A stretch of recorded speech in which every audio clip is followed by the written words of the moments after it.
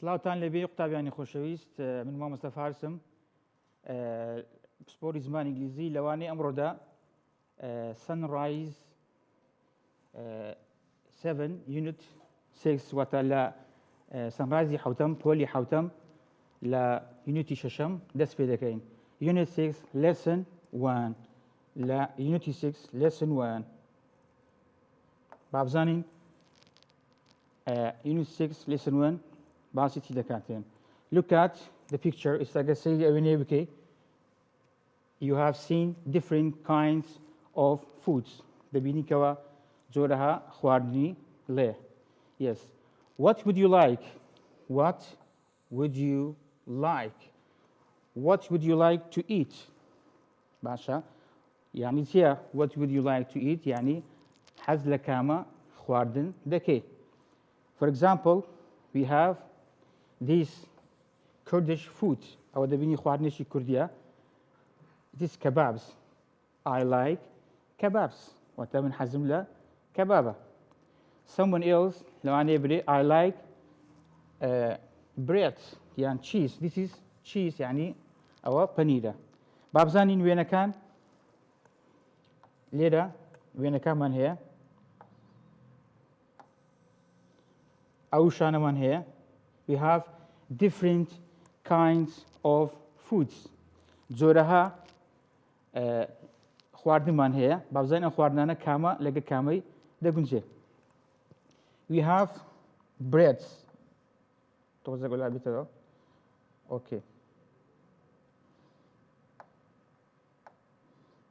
Yes. We have this is number bread. Which one is bread according to the picture? كاميان لذا بريدا بريدك أليريا أو تبريد أو لذا توزك ديارنيا. Yes. Butter. Yes. This is butter. Which one is butter? زبدكش لا بيجي أو لا جواني كليرا نزيكن سبوري منا cheese. Number 8 cheese أو بانيرا. Where? And chips in the next page. Kebabs. Basha. This is kebabs, a Kurdish food. And also we have fish. Fish يعني ماسي. Fruit juice وتا شربتي برتقال. ويا and fruit. أوش فروتا يعني ميوة. Meatballs. Meatballs. أوش جورا خواردنيشي إسبانيا ليرا بازدكا. بابزانين دالو شكمان هي بدايتي أو دالوكا باسی چی دەکاتێن. ئەوە دیارە ئەو چوار کەسە دەیانەوێ یەکێک لەو خواردنانە بخۆن. سەرەتا گفتوگۆی یەکەم لە نێوان چێ و چێ دەست پێ دەکات. تەماشایکە گفتوگۆی یەکەم لە نێوان تۆم and کافی. گفتوگۆی یەکەم لە نێوان تۆم and کافی دەست پێ دەکات. تەماشایکە. کافی says, what would you like to eat? What would you like to eat? وتعزلة خواردنيكا. كافي دلسة. What is that? أوشتتيا. What is that? بون من أجا خواردنكا تاج بيتن. بون من أجا خواردنكا تاج دري. What is that? أوشتتيا. لبو تسي بكاردي لبو تاك. وتا لبو شتشي تاج بكاردي. دلي it is rice. تمشايكا. rice يعني سي أو برنزة. باش لو قلتي واتس لو ناري what are those سكات بكاردتن اگر ناويشتكي كوبيتن بونونا ليرا نسا they are chips كوب زين او كويا ايسشي ورقتيا كويا كواتا اگر اشتكا يكشد بوتاك بودلي what is this يعني what is that او شتتشي خوارنكي نازين نايتشيا اگر كوبي دلي what are those باش ليرا نسيتي كافي what is that What is that? يعني أو شتتشيا. توم دلي it is tortilla. أو تشيا tortilla ديارة خواردنيش إسبانيا. باشا ليرة أما تشوار بينز بوشاي من هي بوشاي كان أليرة لسرو بوشاي كان تمشايكا بوشاي كان لسري أليرة يشان هذا بجيرين بابزان قطابيان كامي هذا بجيري تمشايكا it is tortilla.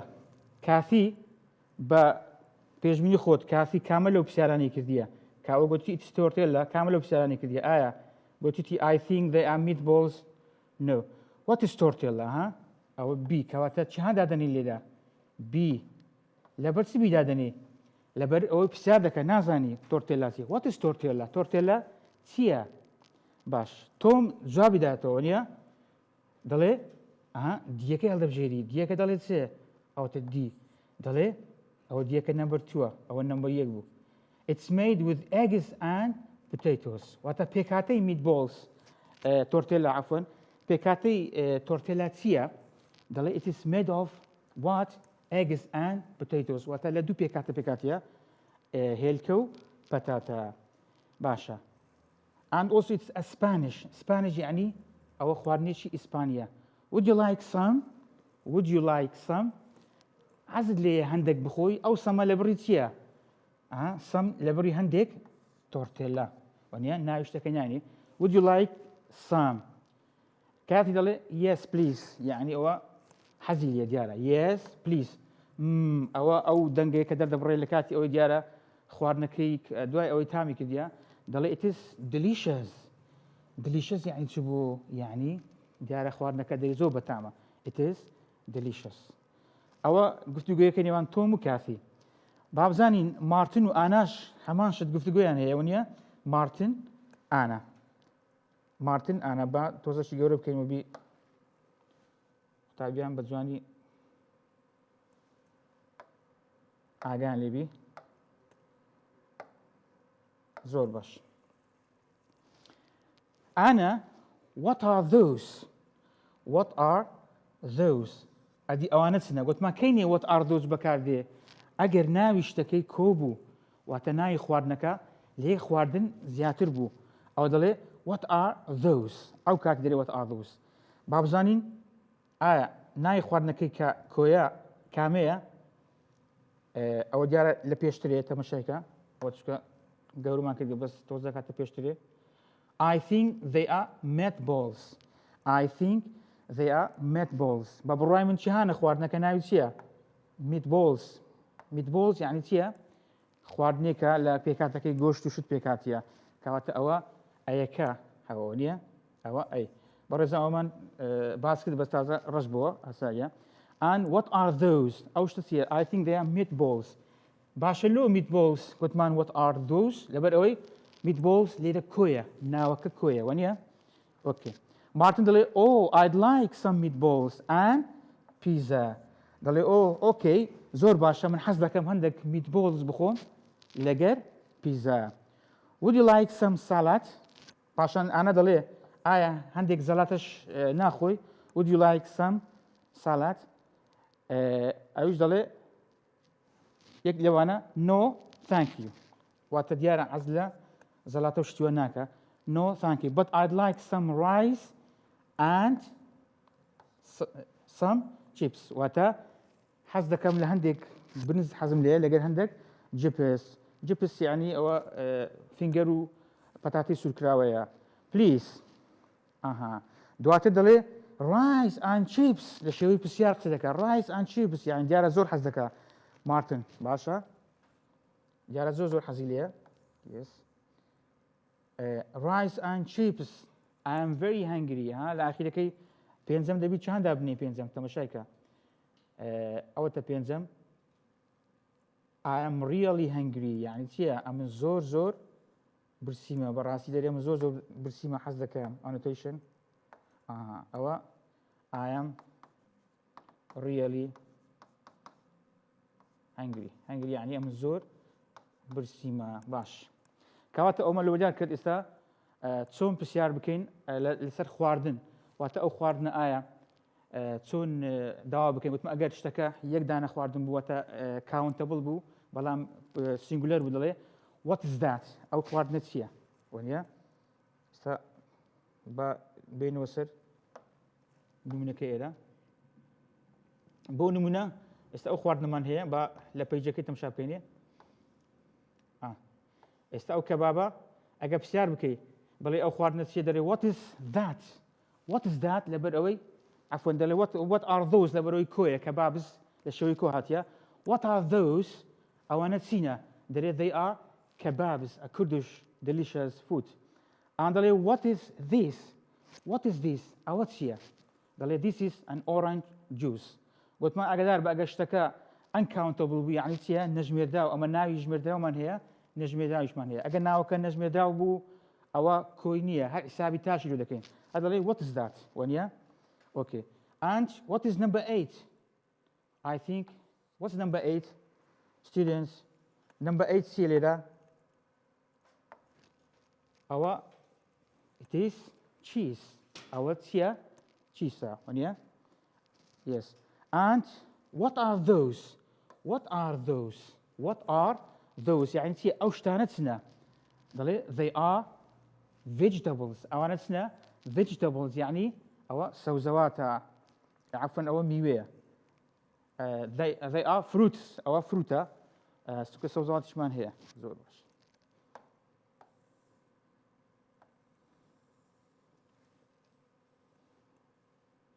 زور باش. بس إيرمان كده بابزان لب بيجي دواتر سمان هي.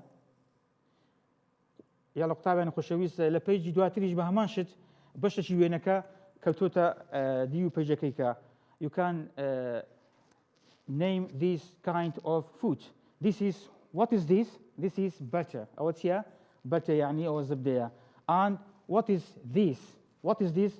Or what are those? تكو بجيبس يعني بكوهاتيا. What are those? These are chips and also called fingers because it's like your fingers. Okay? Yes. And what is that? What is that? أو شتتشيا. What is that? أو شتتشيا. This is rice. It's rice. Our rice. And what are those? أو دو شتتشيا. What are those? They are pizzas. أو عرفتنا pizza. ونيا زور باش. بعدين بزاني بشش كمان هي.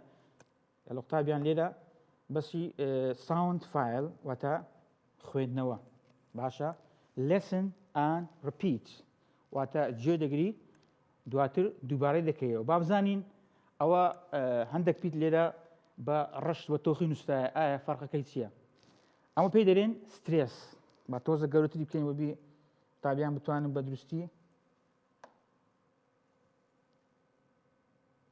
اگان لي بيت زور باش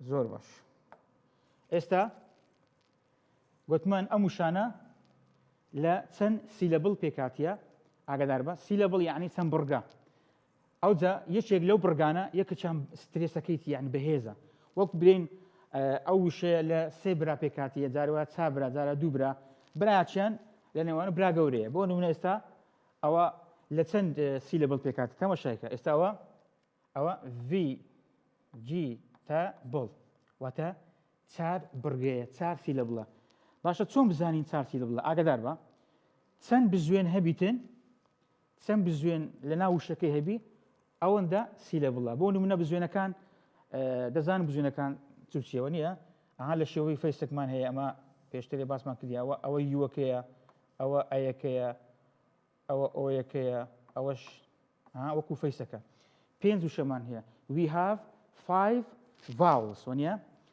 او زل هر وشيك اقدر با سند لو بيتانيتي لا بيتن او اندا فاولا او اندا سيلابلا بابزان استات سندن او يك ونيا او دو سي سار بس اقدر با اي لكوتاي تبنيك من هي اي لكوتاي ناخين تتوا ونيا كواتا او حساب نيه ياخذ اجر دو بزوين لبال يكبو او بيك حسابه او شيء كوات استاجر ليك دينوا او دبي تمبرغ بيتن تمشايكا با توزق اوتر كينوا استوى تمبرغيا سيلابلا يك دو سي صار ونيا او يناخني تو كوتا في جي تا بول ونيا فيجيتابل فيجيتابل واتا سي برغي تواوا او لو برغي اقدر با اوي كبتوخي نستات تمشايكا اوي توخا او ستيسكي لي يعني يكم زاك وشكي دلبري لبش يكم دنجت برز دكي تونا كي برز دكي دواتر برو هيواشي دولاري vegetable vegetable وايا ياندري استانو ندوم اقدر ببراغوركا ليدا اولا ناو راسي چەند سیلە بڵە ئەوە 1 و 2 3 دەڵێ پتەیتۆ واتە لە بەشی سترێسەکەی لە بەشی چەندەمە دووەمە لە تی ئەیەکە یان دەڵێ ئەوەی کبابز ئەوە دوو بڕگەیە دوو سیلە بڵە وانە چکە دوو بزوێنە کامە سیلە بڵ سترێسەکەی لەسرە کباب بزانە سەرەتا کیەکەی بە نزمی دەڵێ دوای دەڵێ کباب هەز دەکەی لە بەشی دووەم دەنگت تۆنەکەت بەرزترە ئێستا ساڵەت یعنی زەلاتە هەز دەکەی بەشی یەکەمت دەنگت بەرزە دواتر بەرەو نزمی دەڕوە خۆی کامە بەجار دەکەوی ئەگەر سترێسەکە لە بەشی دووەم بیتن ئەو کاتی بەجار دەکەوی وانە دەڵێ ڕێستۆرانت بزانە لێرە سپاگێتی هەز دەکەی لە GH یەکە لەوێ سترێسەکەی بەهێزە دەڵێ بنانە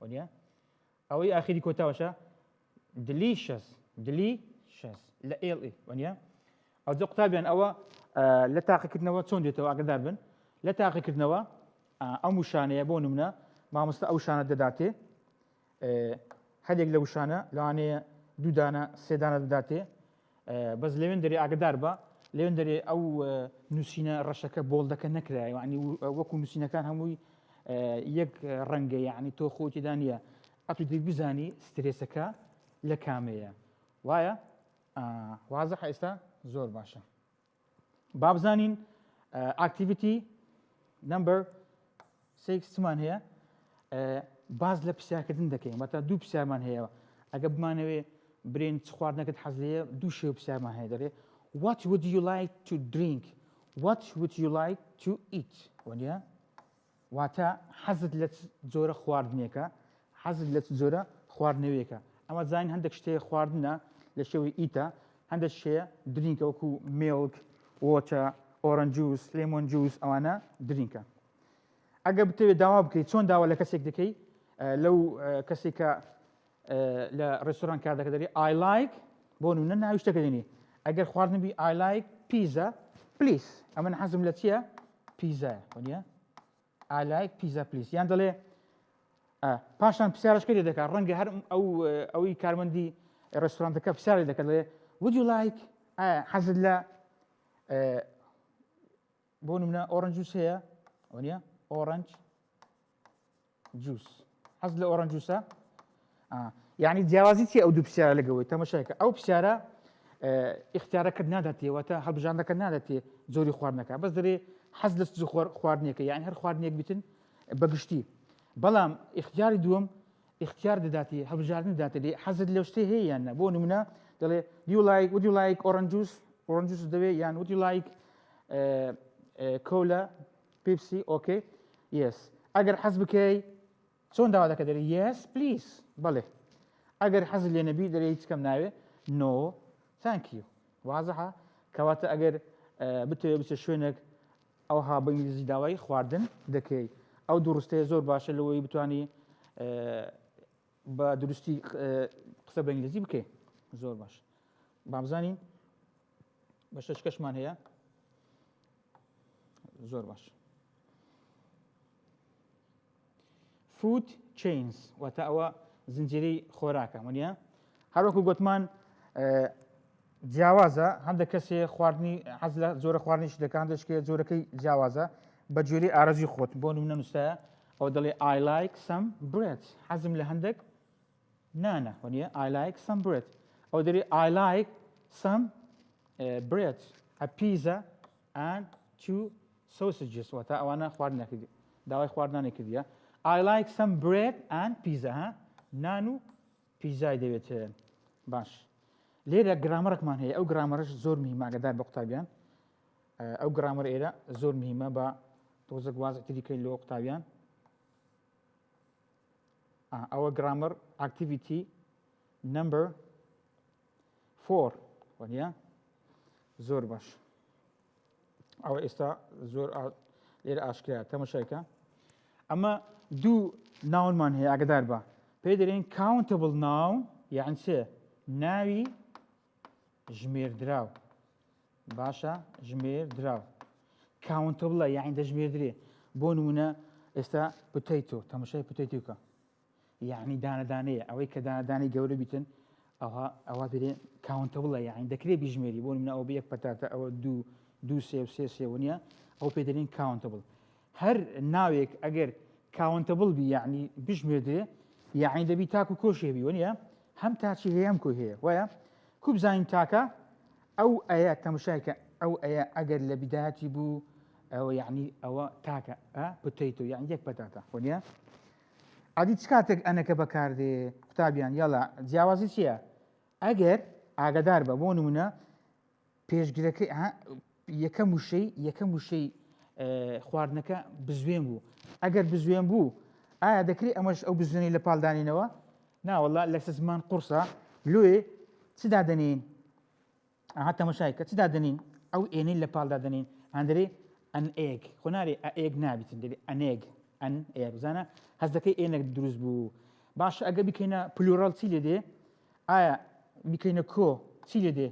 یا لە قوتابیان تەماشایکە ئێستاشی لۆ جا دەکەین potatoes واتە پەتاتە بە شێوەیەکی کۆ وانە eggs تەماشای ئێگزیکە تەماشایکە eggs کەبابز وانە ئەوە کەبابە وانە باشە ئەگەر دەکرێت ئەمن هەم ئەیەکەی لێدا بنێم هەم ئێسی دابنێم ئەوە غەڵەتە ناکرێت ئەم لێرە ئێسی دابنێم لێرەش ئەبی یعنی ئەو لێرە نیشانی تاکە ئەوەش نیشانی کۆی یعنی هەردوو پێکەوە نابی ئەوە غەڵەت دەبیتن واتە ئاگادار بە یان ئەیەکەی دادنی کە لەبۆ تاک یان ئێسی پێوە دەکەی کە نیشانەی کۆیە با بزانین ئایا ئەنکاونتبل لەگە چیدایە؟ ناوی نەژمێردراو نەژمێردراو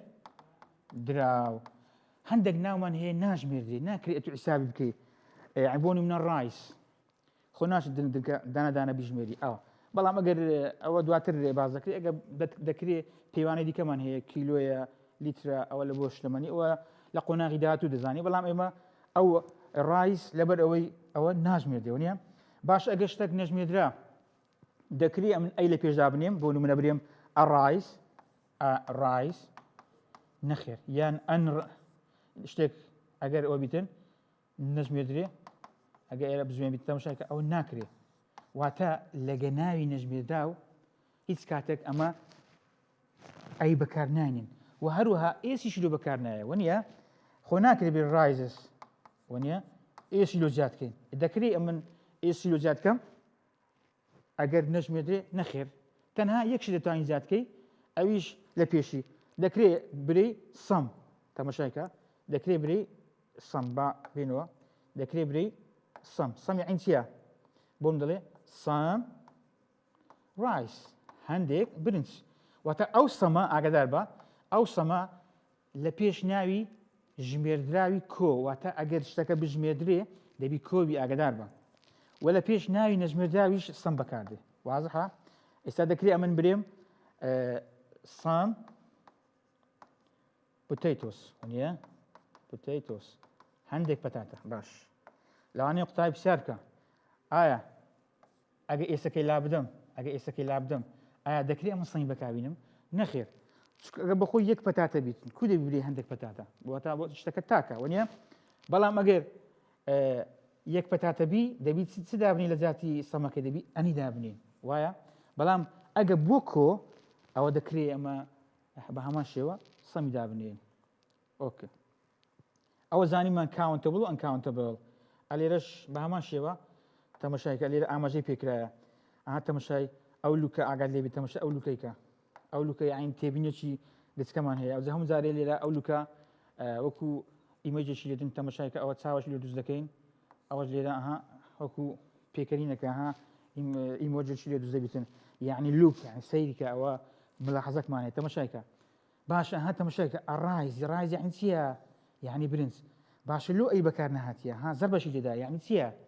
یعنی ئەوە ئەنکاونتبڵە ڕایز نەژمێرداوە باش ئەگە شتێک نەژمێردرێ خۆ ناکرێ من ئەی لە پێش بەکبینم یان ئەن گوتمان ناکرێ بەخۆی ئەیەکە نیشانی تاکە یعنی یەقل ڕایز واتە لە پێش نای نەژمێردنا بەڵام دەکرێت ئەمە گوتمان سەمی بەکبینین بۆ منە سەم ڕایز هەندێک برنجم دێ هەندێک زبدەم دێ واتە ئەو هەندەیە لە پێش ناوی ژمێرداوی کۆ واتە ئەگەر ژمێردەبی کۆبی نەژمێرداوی تاکبی کێشە نیە ئۆکێ با بزانین ئێرەشمان هەیە تەمەشایکە لێرە شتێکی خۆش لێرە هەیە تەمەشایکە قوتابیان ئەها ئەو پیزای گەورەی تەمەشایکە فاکت فایل تەماشا ئەو پیزایی کە ئەمەش بە ئەمەش بڕە گەورەتری بکەین چەند گەورەیە بزانە هەستا چەند گەورە دەبیتن ئەها ئەوەکو ڕیکۆردە ڕیکۆرد برێکینگە یعنی یان ڕقم قیاسی کە گەورەترین پیزا با بزانین لە جیهاندا ئایا ئەوە فاکت فایل یعنی فایلی ڕاستی وانە شتێکی ڕاستی پێ دەڵێتن ئەوە ڕاستی یان دیارە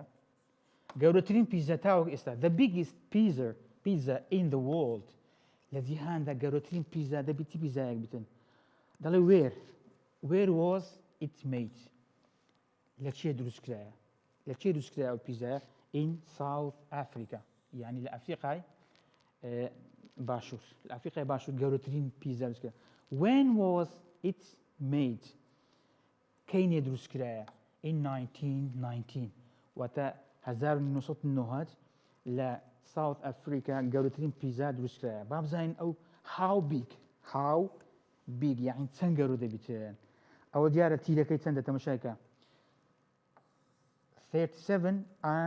37.4 meters wide يعني تصور كدري بيزا كي او بيزا سيو حف متر بس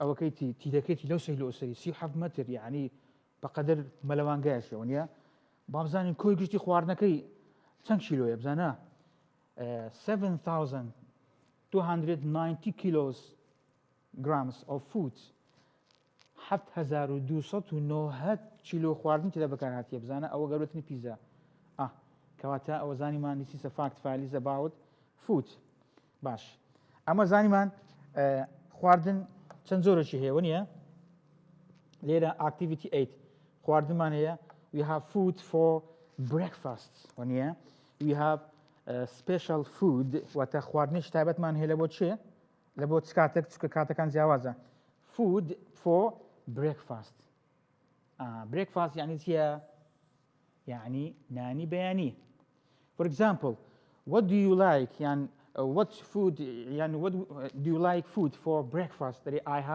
I usually have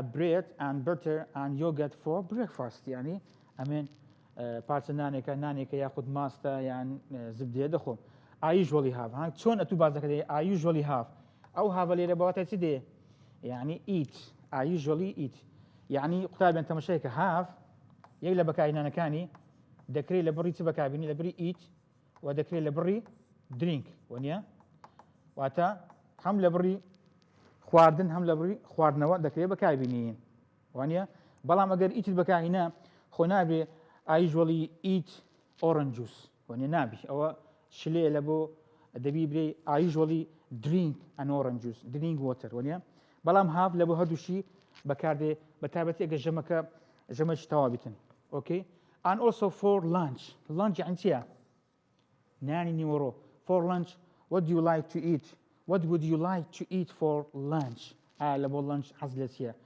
this is different according to the person أو هذيكو خواردنش اللي خوي حاضر دكا أرزو لكامية and also for dinner يعني يعني ناني إيوارا زور باشا زاو قتابيان وثمان أويك لكوتايدا أويك قتابي بيوسا بيزاني تمشايك لا different kinds of food باشا أو لكوتايدا بقى أو تيمي تام دمي different kinds of food أما سنزورة خواردمان هي أو هم زورانا أقدر بقى activity مان هي activity مان هي activity lesson 1 and activity 2 and 1 and 2 ليكو دو أو تمان هي spelling كمان هي ونيا تمشاهد شوفك spelling يعني شيء spelling يعني شيء يعني إملائي رينوسي وتالي امتحاناتي أقدر بقى لا تاخذ إنه كان أو شانة دو بيتي بونمنا أو دو بيتي ناداتي إذا كاتب وشاي ضل لهم تواقع أو spelling كوات قتالي بيجي لسه تبقى أو مشانة هموي different kinds of foods بشوي نوسين بتواني خوي لولي بكا شكوا أو ديتوا ويا زور باش ليرة دا قتابيان هاتينا كوتاي أوانيمان حتى وانيشتر بخواتان السبيرين خواتان لقل